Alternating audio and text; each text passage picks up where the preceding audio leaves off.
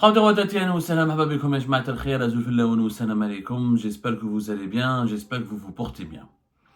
Dans la première émission que nous avons diffusée aujourd'hui, nous avons expliqué de la façon la plus claire, la plus factuelle, la plus pédagogue, même si on prend beaucoup de notre temps pour faire nos émissions, c'est très important que le message passe. Là, nous ne sommes pas dans un média qui cherche ou là, qui est dans une course au clic.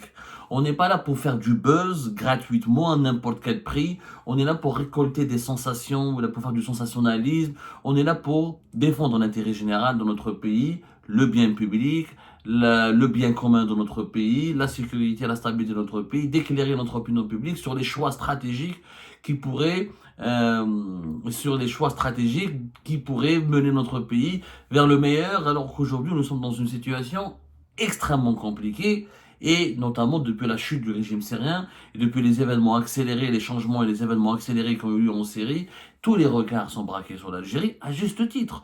On a expliqué dans la première émission pourquoi la menace elle est sérieuse, pourquoi l'Algérie risque une crise syrienne. Parce que notamment surtout à partir du 20 janvier, où l'administration Trump va prendre le pouvoir aux États-Unis d'Amérique à la Maison Blanche, avec des choix de Donald Trump qui vont renforcer les pays adversaires de l'Algérie, les pays qui ont eu des problèmes avec l'Algérie de 2020-2024, les pays qui ont des divergences et des différends assez majeurs avec l'Algérie seront renforcés par la nouvelle administration américaine. La Russie qui se désengage de la Syrie, qui s'engage beaucoup plus dans des pays avec des pays qui sont adversaires aussi de l'Algérie. On a suffisamment expliqué pourquoi la menace elle est sérieuse et périlleuse lors de la première émission. Maintenant, passons aux solutions. La solution passera. On en a déjà parlé le 8 décembre dernier, la réconciliation nationale, tout ça. Mais si les principaux dirigeants du pays, qui sont deux, aujourd'hui, il y a un duo qui dirige l'Algérie, c'est Abdelmadjid Tebboune et Saïd Chengreh, le chef de l'État et le chef d'état-major. Si ces deux personnes ne sont pas sensibilisées, ne sont pas interpellées, si ces deux personnes ne sont pas alertées, si ces deux personnes ne sont pas encadrées ou accompagnées dans cet effort nécessaire pour comprendre la dangerosité ou là les dangers qui guettent l'Algérie, on ne pourra pas sortir de cette impasse dans laquelle nous nous retrouvons et on risque de subir des conséquences directes du conflit ou de la situation en Syrie. La Russie a complètement raison lorsqu'elle a dit que les rebondissements ou les conséquences pour la région entière n'ont pas été encore mesurées. On ne mesure pas encore pour le moment l'ensemble des conséquences que ce changement brutal va produire dans toute la région. Maintenant, qu'est-ce que moi j'appelle un comité de sages? Pourquoi je vais parler aujourd'hui d'un comité de sages? Je pense que Abdelmadjid Tebboune et Saïd Chengreh seront sensibles, ne seront pas sensibles aux messages ou aux paroles des opposants ou des journalistes indépendants comme Abdou Samar. De toute façon, ils ne nous aiment pas. Peut-être qu'ils ne vont jamais nous aimer. Et vous savez, en Algérie, nous sommes très épidermiques. On est dans un pays où l'émotion prime toujours sur la raison. Quand on n'aime pas quelqu'un, on va jamais l'entendre. Même s'il dit la vérité absolue, même s'il ramène la science infuse, on va pas l'écouter juste parce qu'on ne l'aime pas. Donc, pour composer avec les réalités psychologiques. Parce que le pouvoir, le pouvoir politique, ce n'est pas uniquement une réalité politique, économique et diplomatique. C'est aussi des réalités psychologiques, des réalités émotionnelles et des réalités affectives. Au regard de la dimension émotionnelle des dirigeants actuels du pays, je pense que Tebboune et Saïd Chengreh ne seront sensibles qu'à l'appel, qu'aux discussions, qu'aux paroles de personnalités nationales qui ont autant d'influence qu'eux par le passé, sur les centres de décision de l'État. Je m'explique. On a un certain nombre de personnalités qui sont des anciens présidents, des anciens généraux, des anciens premiers ministres, des anciens ministres, des gens qui ont de l'expérience, qui ont servi l'État, qui ont servi le pays, qui ont occupé des fonctions suprêmes au plus haut sommet de l'État. Ces gens-là doivent absolument se fédérer aujourd'hui et créer un comité de sages.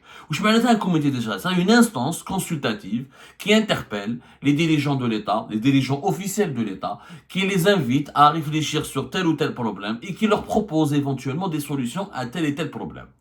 Pour moi, ce comité de sages, c'est qui? C'est l'ancien président de la République, Lamine Zerouel, l'ancien premier ministre, Ali Benflis, l'ancien chef du gouvernement, Ahmed Ben Beitour, l'ancien patron de DLS, général Toufir, d'anciens militaires, comme le général Toueti, général-major Toueti. La liste peut être longue, hein, et je peux vous donner une liste qui est longue, hein, mais c'est des généraux, c'est des officiers, à la fois des militaires et des civils qui ont occupé pendant des périodes sensibles de l'histoire de l'Algérie des fonctions assez importantes. Des fonctions assez importantes, ou là au niveau de certains corps sécuritaires, ou là de certains corps militaires, ou là au niveau ou à la tête de certaines institutions civiles de l'État.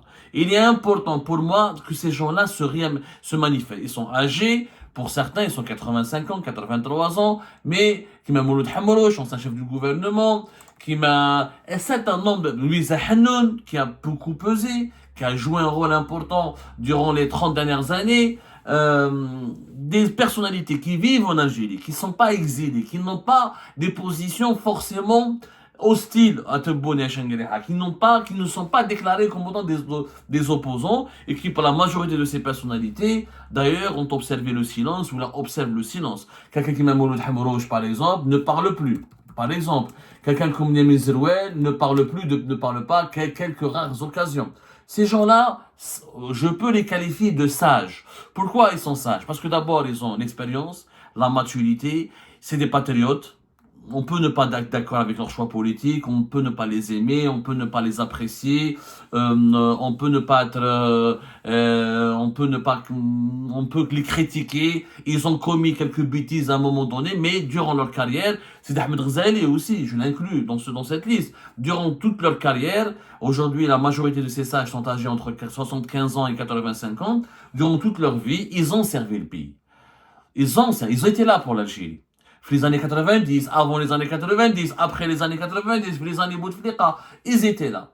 Ils étaient là, ils connaissent ce que c'est que l'État, ils connaissent ce que c'est que les intérêts sensibles du pays, ils connaissent ce que c'est que les intérêts suprêmes du pays, ils savent aussi, ils connaissent les réalités internationales parce que ils ont fréquenté, ou là ils ont occupé, ou là ils ont été dans des positions qui leur ont permis plutôt de se frotter aux grandes puissances de ce monde. Pour moi, Rabdan Amamara, l'ancien chef de la diplomatie algérienne, d'anciens diplomates que je pourrais pas citer, on peut créer un groupe de 30 à 40 personnes que j'appellerais moi les sages, un comité de sages, d'anciens diplomates, d'anciens militaires, d'anciens chefs de gouvernement, d'anciens premiers ministres, d'anciens ministres, des généraux à la retraite, d'anciens chefs de l'armée ou des chefs des services de l'enseignement. Ces gens-là, on peut regrouper une quarantaine de personnes qui formeront un comité de sages, qui demanderont directement, qui vont avoir des audiences régulièrement avec Abdelmajid Tebboune et avec Saïd Chengueleha pour discuter avec eux de la situation du pays sur la scène internationale et sur la scène nationale. Vous savez que le problème actuel de ce régime, c'est qu'il est isolé, il fait cavalier seul. À force de vouloir cavalier seul, il est devenu aveuglé par ses certitudes, il est devenu aveuglé par... il est mal entouré, que Chengueleha comme Tebboune sont très mal entourés, les deux sont patriotes. Je peux dire que les deux aiment l'Algérie à leur façon, peut-être, mais je peux pas critiquer leur patriotisme, mais je critiquerai leur choix politique. Mais les deux ont, je pense, une certaine volonté pour préserver l'Algérie, pour la développer, pour la sécuriser, etc. Mais comme ils sont mal entourés, comme ils ont pris le pouvoir dans un contexte de crise politique en 2019, dans un contexte géopolitique compliqué, la crise du Covid, la guerre en Ukraine, le conflit israélo-palestinien, la chute du régime, ils sont clairement dépassés. Les dirigeants actuels ne peuvent pas tout comprendre à eux seuls, ne peuvent pas tout savoir à eux seuls. Et je pense que même s'ils ont même à la belle et belle, comme Chengueleha, comme Tebboune, souvent ils consultent des personnalités nationales, souvent ils envoient leurs conseillers, les membres de leur cabinet, ou là quand eux-mêmes ne rencontrent pas ces personnalités nationales, mais il faut formaliser un cadre de dialogue qu'on appellerait le comité des sages. Ces sages-là doivent aujourd'hui s'exprimer. Le général Toufir ne peut pas rester silencieux. Benflis ne peut pas rester silencieux. Louisa Hannoun ne peut pas rester silencieux. Mouloud Hamrouch n'a pas le droit de rester silencieux. Mohamed Touati ne peut pas rester silencieux. Des anciens de l'opposition comme du pouvoir ne peuvent plus rester silencieux. Il faut un moment maintenant que tout le monde s'exprime et que tout le monde aille voir Tebboune et Chengueleha pour leur dire, écoutez, votre politique, les intentions sont peut-être bonnes, sont certainement bonnes, mais le mode d'emploi est très mauvais. Aujourd'hui, l'Algérie est dans une très mauvaise posture et elle pourrait être la Syrie de demain. Nous risquons le scénario syrien, c'est-à-dire un scénario de changement brutal, violent, une accumulation de frustration collective qui pourrait mettre à mal l'unité nationale, la constitution d'une alliance de puissances régionales et mondiales contre l'Algérie, et que l'Algérie pourrait être instrumentalisée comme étant un échiquier géopolitique pour que les grandes puissances règlent leur compte à travers des pions.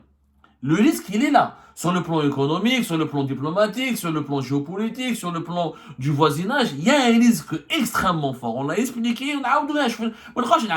je l'ai dit, revoyez les 3 émissions précédentes. Il y a, à cause du fonctionnement profondément sécuritocrate et dictatorial, et à cause des choix géopolitiques antisionistes et très anti-occidentales et très belliqueuses, les positions très belliqueuses du régime algérien et ses problèmes avec ses voisins qui sont soutenus par des puissances beaucoup plus importantes et beaucoup plus des puissances beaucoup plus fortes que les pays qui essaient de nous soutenir nous dans nos querelles géopolitiques. Aujourd'hui, l'Algérie est exposée. Pour éviter la crise syrienne, il faut absolument que le régime actuel arrête d'être totalitaire, arrête d'être dictatorial, arrête d'opprimer ses opposants, arrête de faire cavalier seul. Il doit absolument revoir sa doctrine diplomatique et économique. اليوم يا جماعة en Algérie, نقولها لكم, il y a un réservoir de frustration, un réservoir de sentiments d'injustice, un réservoir de sentiments de persécution, un réservoir de vengeance.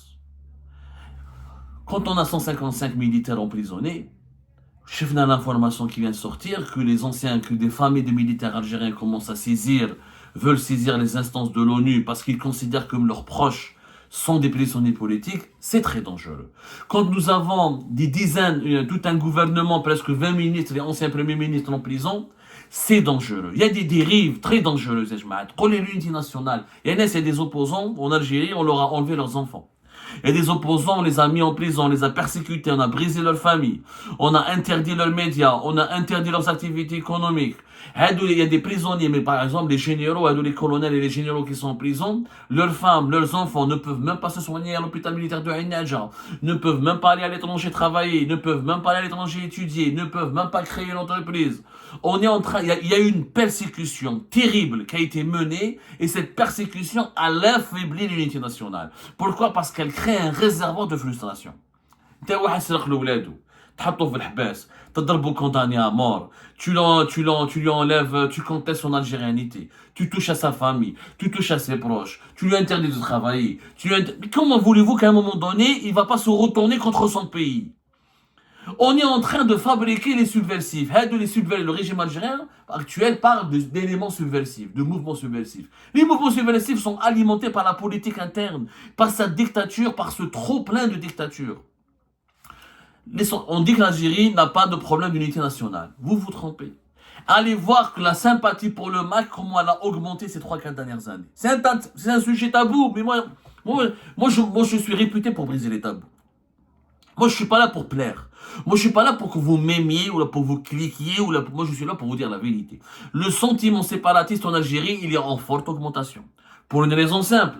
On a absolument créé un amalgame dangereux entre tout ce qui est Kabyle et tout ce qui est MAC.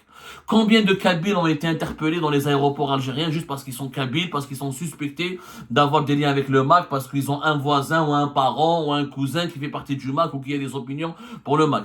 Combien de Kabyles a été emmerdé, placé sous ISTN, sous interdiction de sortie du territoire national, harcelé, questionné, jugé juste pour des liens supposés et qui sont peut-être même virtuels. Il y a des Kabyles juste parce qu'ils sont amis ou ils sont abonnés à la page de Farhat Mhenni ou là un compte ou là des personnalités du MAC, on les a considérés comme étant du MAC. Donc quelqu'un qui est abonné par exemple à une chaîne YouTube, t'as Zetot parce qu'il fait partie de Rachid. C'est pas normal. La sympathie pour le MAC en Kabylie, elle a beaucoup augmenté. Elle est silencieuse pour le moment. Elle est souterraine, mais elle a beaucoup augmenté. Et ça, c'est une atteinte à la sécurité nationale et à l'unité nationale. Les populations du Sud, allez voir les frustrations. Fait Timiaouine, في Tigentourine, في Adrar, في Borj Belgi Mokhtar, par rapport à ce qui leur est arrivé lors de l'épidémie de la malaria, qui a tué une centaine de personnes, dans le silence total, où les aides médicales ont été acheminées en retard, où les infrastructures locales sont encore sous-développées. Allez voir la frustration des Touaregs algériens, qui subissent directement les conséquences du conflit au Sahel, et qui ne se sentent pas bien défendus par l'Algérie, ni correctement ni les régions locales ne se développent comme il se doit, ni des projets importants, etc. Allez voir la frustration des jeunes de Ouargla. Attention, oui, nous, on aime tous l'Algérie, mais la menace, elle est sérieuse. Quand on crée trop de frustration, à force de persécuter, à force de mettre les gens en prison, à force d'imposer la dictature, d'imposer l'état policier, à force de menacer, d'intimider, eh ben, le tissu national, il est menacé. C'est comme dans une famille, quand un père il est trop autoritaire, il est trop violent, ses enfants finiront par fuguer, par quitter la maison, par se retourner contre lui, par se battre avec lui. C'est ça le risque. Cette famille, le risque pour l'Algérie, c'est que ses propres enfants, à cause de ces frustrations qu'on accumule, à cause de cette hogra, il faut voir ce qu'on a vécu de 2019 à 2024. Des généraux en prison, des ministres en prison, des opposants en prison, des internautes en prison, des hiérarchistes en prison, la prison, des entrepreneurs en prison, des hommes d'affaires en prison, la hogra, les ISTN, la persécution, les mandats d'arrêt internationaux, c'est des purges incessantes. La purge peut durer 1 année, 2 ans, mais à partir de 5-6 ans, et les purges ne s'arrêtent pas, ça veut dire qu'il y a des règlements de compte. Ça veut dire qu'on ne veut pas uniquement se débarrasser de l'ancien régime. On veut se débarrasser de plusieurs groupes politiques ou socio-économiques que les commanditaires, que les dirigeants actuels du pouvoir ne veulent pas de leur existence, ne tolèrent plus leur existence. Et là, ça devient de l'élimination directe de rivaux et de concurrents. Ce n'est plus de la purge anticorruption.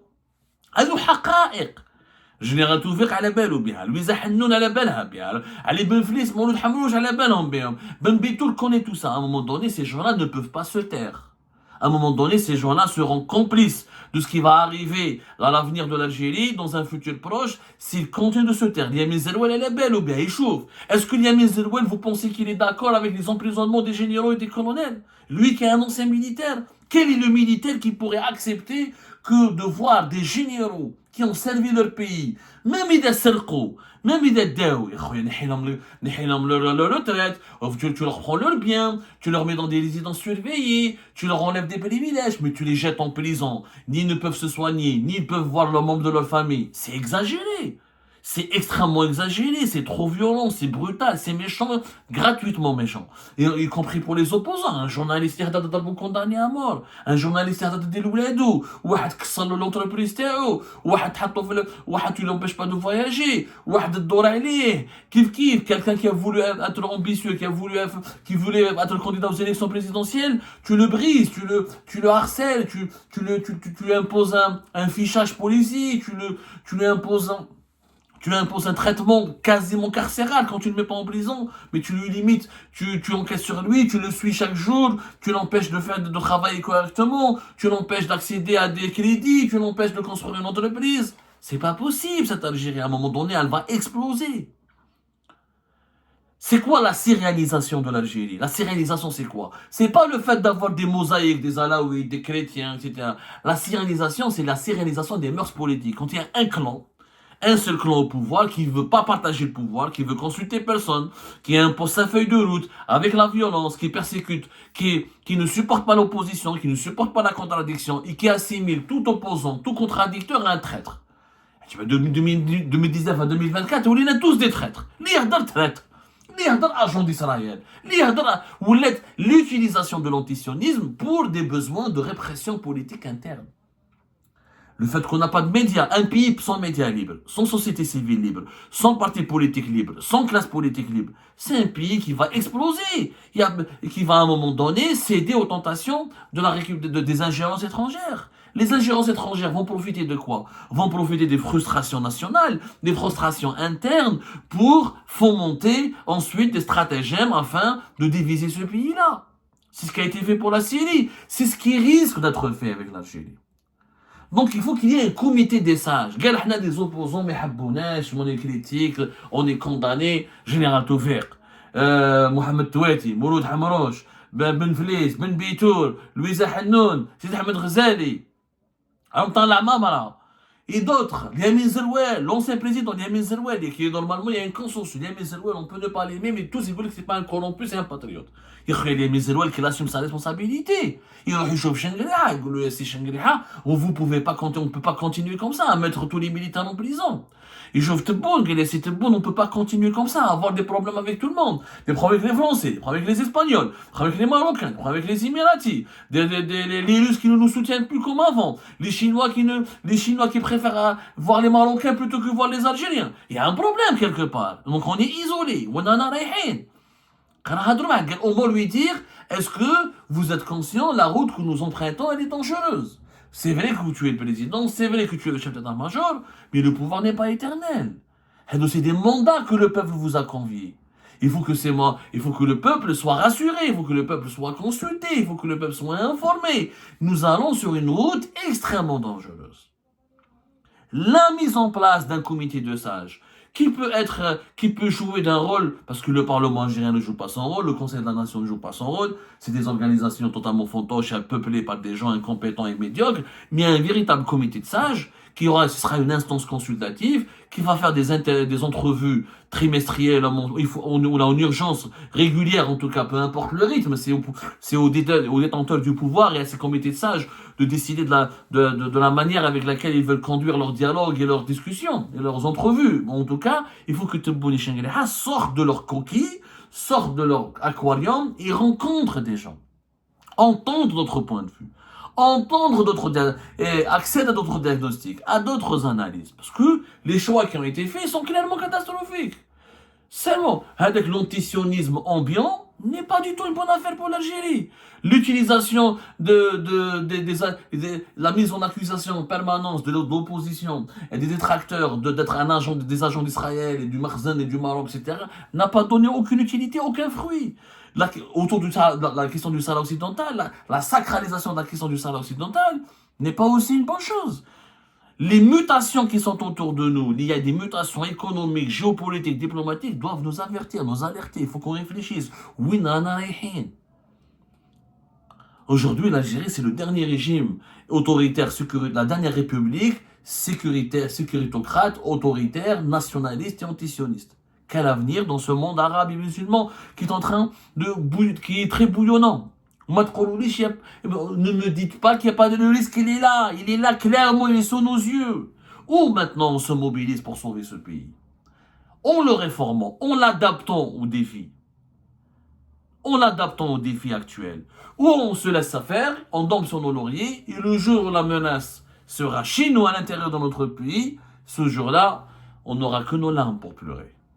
Le comité des sages doit être formé.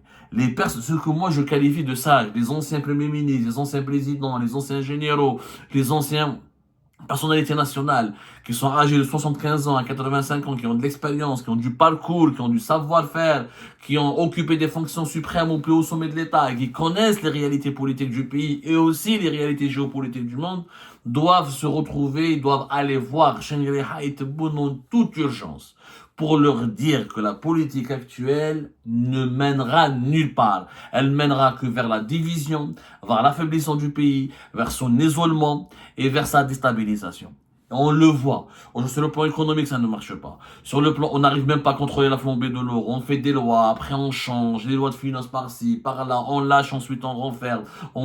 Quelquefois on importe, quelquefois on importe pas. On n'importe pas. Sur le plan économique, n'en parlons pas. Mais sur le plan diplomatique et géopolitique, ça ne marche pas. Quand le président de la Chine s'arrête à Casablanca et pas à Alger, c'est un message. Quand Poutine préfère soutenir les militaires maliens que l'Algérie dans le conflit autour du nord du Mali, ça nous interpelle. Quand Poutine préfère être avec Haftar qu'être avec l'Algérie, ça doit nous interpeller. Quand les pays des BRICS, quand les BRICS choisissent les Émirats, l'Éthiopie et l'Égypte et pas l'Algérie, ça doit nous interpeller. Ça, c'est des signaux. Ou on arrive à les interpréter pour bien les analyser et adopter les changements nécessaires, ou on fait semblant de les ignorer, de les occulter. Ensuite, quand les problèmes s'accumulent, et quand il y a une explosion, et là, les menaces seront plus périlleuses, à ce moment-là, ça risque d'être trop tard pour sauver ce qui reste à sauver. J'appelle en urgence à ce qu'un comité de sages demande se constitue en Algérie et demande des entrevues avec Saïd Chengriha et Abdelmajid Tebboune.